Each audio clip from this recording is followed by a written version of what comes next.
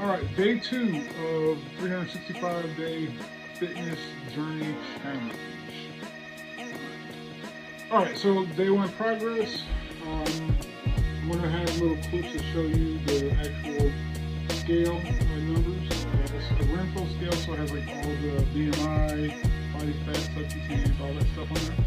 I'm going to show you that as well. That's one of my accountability tools I talked about yesterday. Then I'll show you my food tracker as well, and then I will show you, or try to show you my fitness tracker. I have several. I'll try to figure out which one's the best one, Apple Fitness or some other things that I have that I'll show you. I have the Whoop. So all these things have a bunch of things. I'll try to add a screenshot to each one of those every day so you can kind of see my vitals as well. I went from 272 down to 270. I know that's a big drop in a day, but the way my body's optimized, if I keep everything going, like I'm in a constant state of working out. I do lose weight pretty quick nowadays, but as long as I keep eating, I feel like I'm getting stronger, and I do have strength progress, so I know I'm gaining muscle as well, so I'm not too worried about it. Calorie tracker. Okay, let's back up a little bit. So let's talk about the calorie tracker. The calorie tracker is super important. And I want to say the reason why it's super important, because if you're not able to track your calories, which is probably one of the harder things to do / simplest things to do, I'll say this: the reason why it's hard is because you're held accountable to what you put in your mouth. That's hilarious. You're held to account to what you put in your mouth, and that's hard for people to tell the truth about sometimes, especially to yourself. Oh, well, I ate. It's hard for people to tell the truth about sometimes, especially to yourself. Oh, well, I ate 10 M&Ms and it was more like 52 M&Ms. You know what I'm saying? That kind of thing. That's probably pretty extreme, but I just want to make sure I'm, talking to everybody. So the calorie tracker, and it's hard to determine what your actual calories are. I know they have all these formulas and things like that, but you really got to figure out what makes your body work, because what you don't want to do is get on a crash diet and then 6 months into the journey you cannot maintain that. Or say you get to your fitness goals with a extreme diet, but the second you take what they call cheat days or a break, it's gonna kind of screw up. So figuring out what you actually need is pretty tough, and I highly recommend you talk to your doctors. When you get your blood work done, download apps to help you figure out the mathematics on how to get to the number you need. But once you figure out that number, get yourself a good calorie tracker. I started off with MyFitnessPal, and I'm gonna tell you how to do it. Get any of the fitness stuff you want, especially calorie trackers.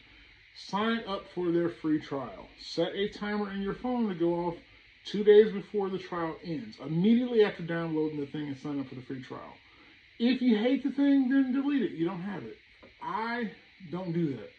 I try the free trial and I use it to the fullest of its benefit, and if I love it, then I just keep it. That's what I did with MyFitnessPal. It's like $75 for the year, but it was honestly one of the biggest helpers in this journey that I've used. So you track everything you put in your mouth. So if you grab a grape, put it down. If you have a Whopper, put it down. If you eat a ribeye, put it down. And get a scale, get a food scale. If you gotta be, if you get so bad that you gotta take it with you, do that. But get your calorie tracker, put everything into it, and if you can use this one piece of accountability, which is the hardest part for everybody, to be accountable and honest about it, I promise you'll be able to pinpoint where you can start. I don't want to say getting rid of things, but I just want to say dialing things in. Data is king. Keep track, you'll be able to stay on track. Boom, look at that, bars. All right, and then the scale. If you have the money, spend $20 and get a nice smart scale. $20 may be steep for a lot of people, but $20 is a really good investment for a scale. But get your smart scale. I have the Renfro scale. I'm not advertising for Renfro, I'm just telling you what I have. I'm not advertising for any app or equipment that I say anything about. I'm just telling you what I use right now.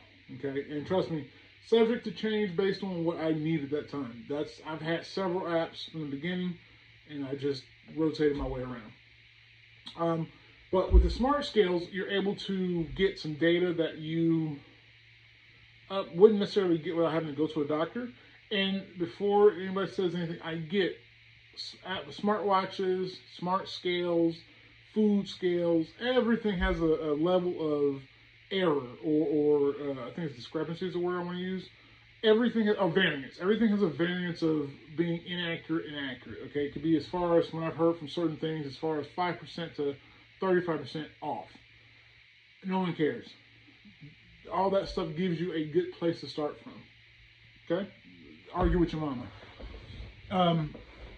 The smart scales will give you some things that, body fat percentage, subcutaneous fat, and then honestly, a lot of people don't understand what these things mean. So it gives you explanations of what they are, and then it gives you, based on your age, your weight, if you're active, non-active, sedentary, it gives you some pretty good starting points or focal points to say, okay, look, I'm 40% body fat. Holy smokes. I did not realize I was that. And if that really worries you and you go to the doctor and get a real DEXA scan or something like that, those things will give you those numbers too. And yes, those will be more accurate, but how about $20 on the Renfrew scale to give you approximate? Is that pretty fair? If we're not all going to be bodybuilders, and this is not going to pay our way, for our life, for our lifestyle, how about we just go get, the Renfrew scale or something like that, whatever scale that's $20 that does the smart features that you need. So I think that's a pretty good way to approach it. If you're not going to be a bodybuilder tomorrow and you're not going to get on stage and this is going to supplement your lifestyle, I wouldn't spend a bunch of money unless you have it. Then go get your DEXA scans or anything else. But if you don't, or you don't want to spend it, this is a good way. But the scale and the calorie tracker are fantastic ways to hold yourself accountable. I recommend you weigh yourself every day. I know that's not the most popular thing, but if you're in a weight loss journey, you need to see it. You need to see the ups and downs, because one, it's not a linear process at all. Not even remotely linear at all. Okay, so yeah, it's not a linear process to lose weight, and to see on the scale the numbers fluctuating up and down are important. And I mean every single day, whatever time you wake up, after you go, you brush your teeth and use the bathroom, get on the scale. And then don't do it after you eat, and don't do it at the end of the day, because there's so many variations where you're not going to be at your optimal weight for the day, for weighing on the scale anyway. Do it every day. Once you see that data, you will begin to understand how hard you're working. And you're going to say, well, the scale's not going to tell you. Yes, it is. It will absolutely tell you that. Because the first part of anybody's fitness journey, especially if they're obese, okay, you're going to lose weight rapidly because you are now changing your lifestyle from extremely bad habits to better habits, to what your body is more optimized to do. Sitting down, if you decide that all of a sudden now you're walking 10,000 steps a day, and you truly don't know, but your average was like 4,000 steps a day, you're automatically going to have some bigger increase. And then that's the importance of consistency in your fitness journey, and how small daily actions can lead to like long-term success. So like I said yesterday, imagine a beach, with all the sand. There's a bazillion grains of sand, right? You got to take one grain of sand at a time to build the beach. And then, once at first it feels like one grain of sand is going to take forever. But once you get, 10, 20, 30 grains of sand in a pile, it looks like a mess. And it's like, wow, that looks like a lot of sand. But you keep doing that day after day, that's going to help you, stay on track and reach your goal of having a beautiful beach. The calorie tracker, the scale, those are two incredibly important but incredibly small pieces to your journey that that you can add to your small micro steps that you can do daily. But you really have to sit down and go through, pick out a routine of what's going to work for you, and it's going to be made up of a bunch of tiny little things. What I've learned, if you go for big gusto things right away, or pretty much at all, it's going to be almost impossible to accomplish those until you're trained, or you've put your body in a position, your body and mind in a position where it can handle, going hardcore or all out. So, really focus on the extremely small things. So, first step, set your alarm at a certain time. Like, make a commitment for the next, however long you want to do this. For me, for 365 days, I commit to set my alarm to 5. Now, do I get up every day at 5? Absolutely not. Am I struggling to fight until 5:15, 5:30, maybe even 6? Absolutely. But I try, and it gives me a little more time in my day when I get up earlier. And you say, okay, well, that's important to you, but I cherish my sleep. Okay, well, sleep is super important, especially on this journey, because you gotta be able to recover mentally first and physically. But if you're not able to, sleep, that's obviously going to affect that. I struggle with that as well. I struggled a lot throughout this year on a lot of things, I'm going to tell you, but I was able to accomplish a lot of them. If you're able to get up at 5, now, and say my work day starts about 8:45. That's when I'm really engaged in my work. So from 5 to 8:45, I got quite a bit of time to get some things done. So in that same time, I have exercise. So me and my wife may go to Planet Fitness or Hot Works. I kind of like going to Hot Works first thing in the morning, that sauna, and exercising, getting your blood moving in the sauna. You just feel really relaxed. Then we come home, shower, maybe have breakfast, which is maybe super high protein, maybe some boiled eggs, or over easy eggs and some sausage, or maybe a hamburger patty or two, something like that. Or I may just chill, drink some coffee, and sit down for a little bit before we get moving around. That time from 5 to before I have to be, start my work day, is super important in that journey.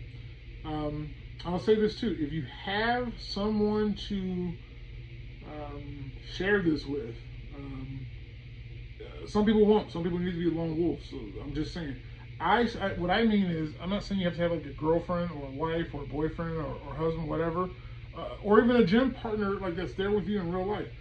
I'm saying find like someone or some people or somewhere to like share your journey, because as you get serious about this, even on day one, if you're serious about it and you talk about it like you're super serious, you want people that are going to be able to shake their head and say, that's pretty cool.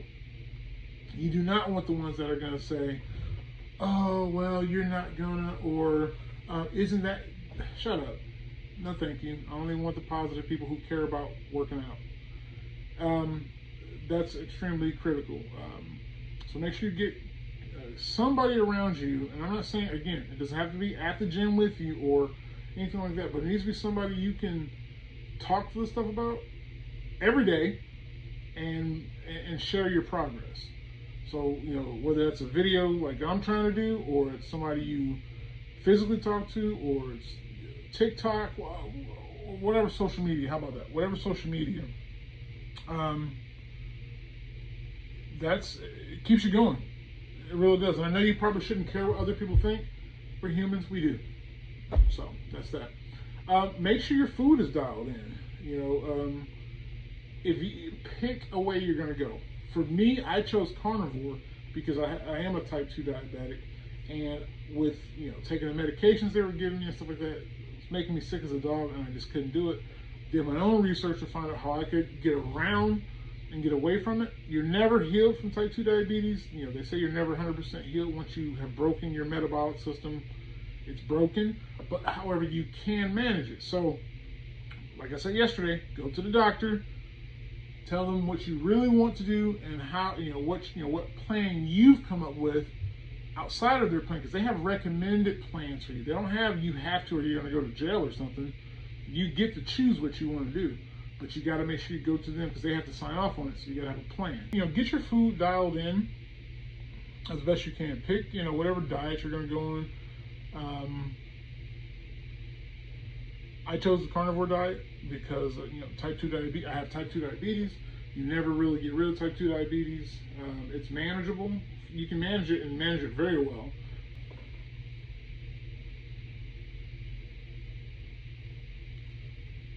Oh, food. Okay. So get your food dialed in as best you can. Pick, whatever diet you're going to go on. I chose the carnivore diet because type 2 diabetes. I have type 2 diabetes. You never really get rid of type 2 diabetes. It's manageable. You can manage it and manage it very well. But once you break your metabolic system, it is broken. So it is what it is. I chose carnivore. Carnivore worked very well for me. And then now I'm more of a dirty carnivore. That sounds crazy. I'm more of a dirty carnivore now. So like I have fruits, honey.